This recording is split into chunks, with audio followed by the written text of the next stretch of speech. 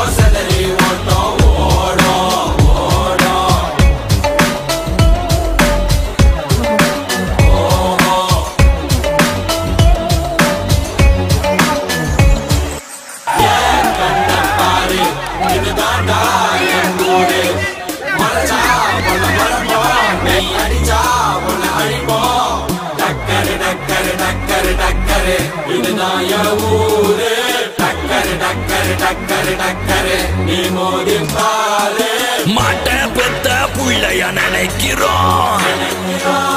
இத கொடுமை செய்ய எப்படி மனசு வரும்? இதன் பின்னே உள்ள சர்வதேச அரசியல் வியாபாரத்திற்காக நடந்திடும் வெறிச்செயல். இந்த விளையாட்டை தடை செய்தால் நாட்டு மாடு அழியும். வெளிநாட்டு நிறுவனங்கள் வியாபாரம் பெருகும். அறியாத தமிழா உன் அறியாமை பிழையால் உன் அடையாளம் இழந்தால் நீ மெதுவாக அழிவாய். அடையாளம் இழந்தால் உன் தாய் நாட்டில் நீயும் ஒரு அகதியை மாறிடுவாய். இது மாட்ட பத்தின பிரச்சனை இல்லவா, நாட்ட பத்தின பிரச்சனைடா. நாட்டின் பொருளாதாரமே வீழும், நாமும் எடுக்கணும் பிச்சையடா.